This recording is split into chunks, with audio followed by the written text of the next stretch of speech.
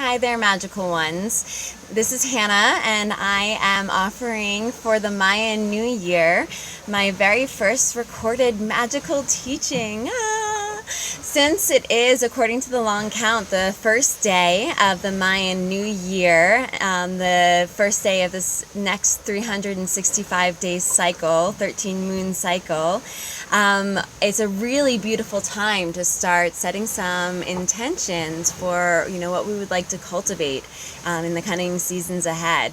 And one of the practices that I am wanting to cultivate more of in my life is to start bringing out into the world more offerings around the personal practices that I use to help to cultivate a sense of magic within myself, within my life, and all of that grounded in a sense of deep connection with the earth and with nature, and an understanding that, when we engage with the earth, it is a reciprocal relationship, or at the very least we would like it to be a reciprocal relationship, as we would in any kind of romantic relationship or friendship.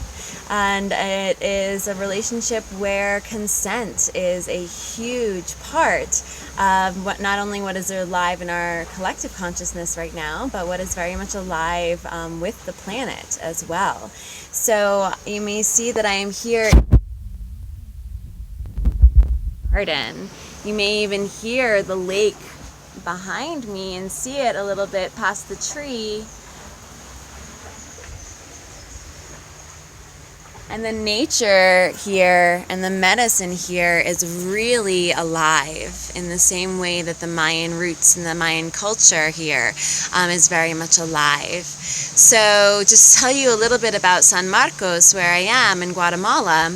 This is a beautiful lakeside town that has a thriving community of traveling international healers, teachers, and people from all over the world coming together into this little lakeside town to share medicine and teachings. And there is also a local community that is rooted in Mayan culture, and very much a community project is starting to revive and preserve the Mayan cultural heritage that was replaced when the Spanish conquistadors came and brought Christianity to this area. So this is a really exceptional melting pot, mixing pot of energies that this lake calls people here.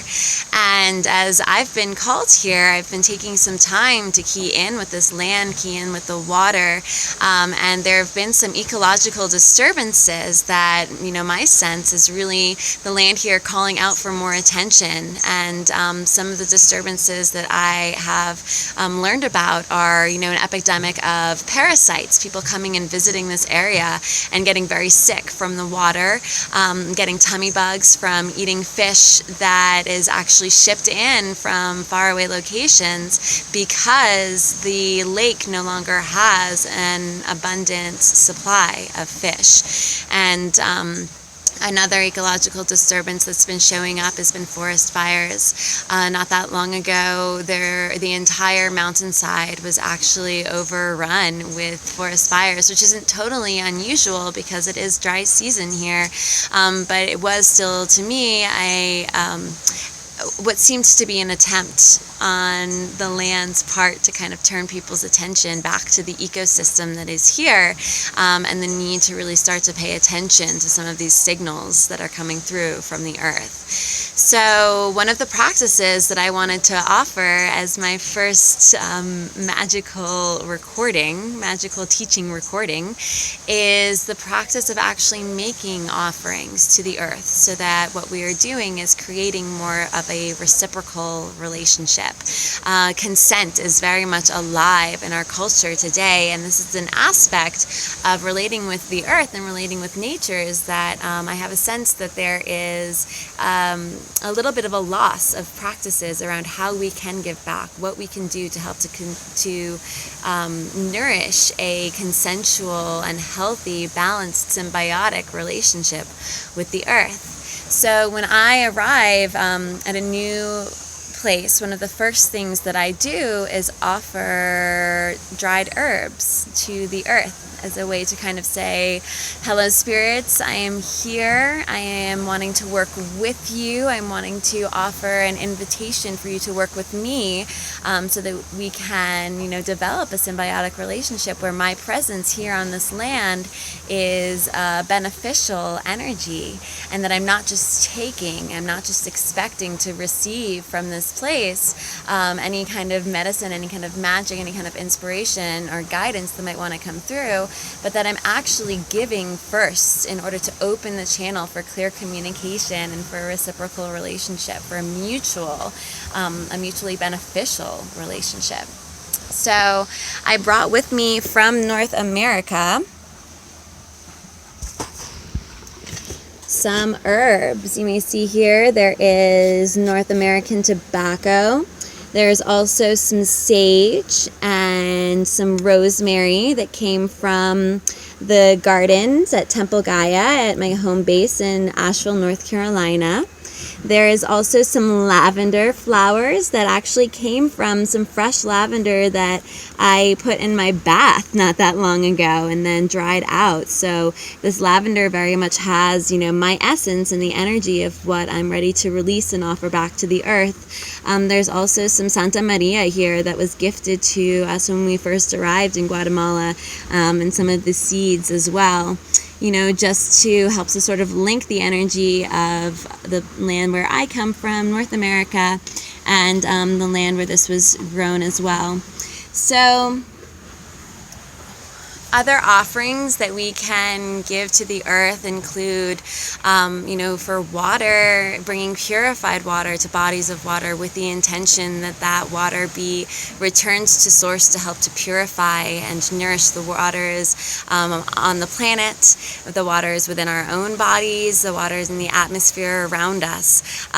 Water is a very connective element, and so, as we bring deep intention to offerings to water, we can set the intention that whatever we do in the microcosm by offering to this particular body of water, this particular place, can ripple out and benefit all of the waters of the planet within and around us as well.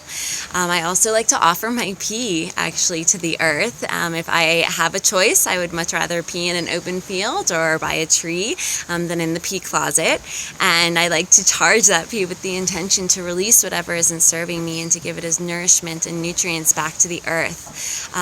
Milk and honey is another offering that water really seems to love, bringing some of that sweetness, back into the waters of the earth, more of that nourishment and appreciation that it gives to us in such abundance. And I also, one of the most powerful practices that I do is I collect my moon blood when I menstruate over the course of the month and save that blood and then offer it back to the earth. And there is actually an ancient teaching that says that, when women begin to return our moon blood to the earth, then men and women won't need to give their blood to the earth in war any longer. So whether you believe in that sort of folklore or whether you don't, one of the powers of magic is in believing that it could possibly be true and giving some power of faith to that intention, and believing that what we do, on the day-to-day basis actually can make a difference. And as more and more people return to some of these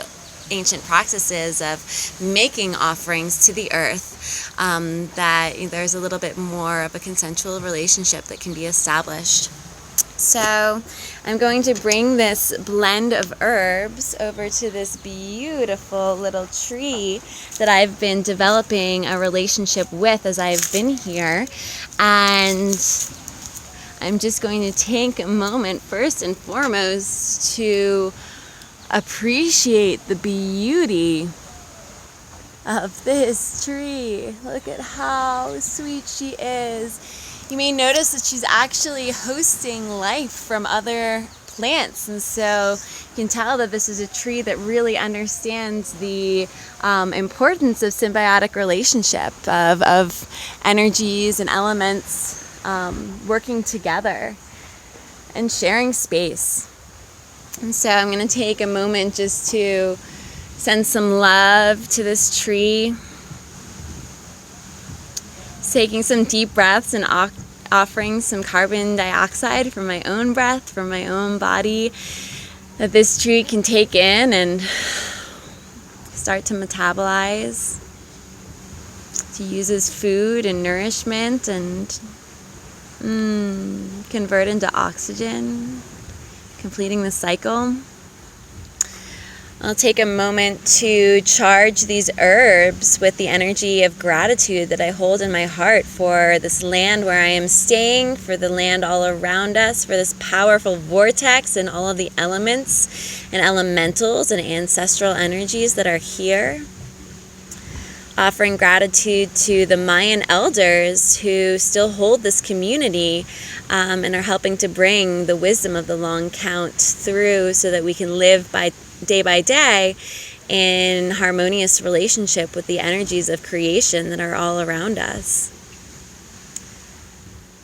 And then with intention, taking these herbs and offering them back to the land.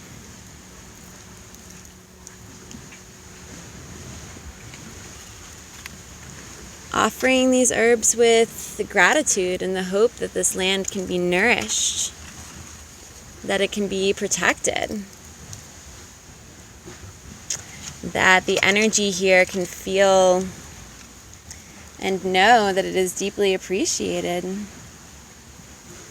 and that just as we give of ourselves, so too are we open to receiving abundance. And so the intention here is to let this land know that I desire to be as much of a benevolent and beneficial force as this place is benefiting me. And so therefore establishing, more of a sense of connection. Now the land knows that I'm here. Now the land knows that I really desire to work together and do magic together. That I'm willing to offer my precious energy and the precious gifts that I've brought with me to this place, and that my desire is to be here in service, and that as I put that frequency out, I'm calling in also the frequency of generosity and abundance that this land and the spirits here have to offer, and I'm opening myself to that as well. So here is my offering to you, my dear friends, my dear family, my dear community. There is much more magic that I look forward to sharing with you, and so please stay tuned. And I will be back for my adventures back in the Asheville area in a week's time, around February 26th. And I would love to spend more time and share more magic with you all in the Asheville community. If you're not in Asheville, I do travel quite a bit, so reach out to me if you would like to share medicine and teachings at any point. I love you all, and in sending you such magical, enchanted, powerful wishes for this new year and this new cycle. Most love to you all. Blessed be.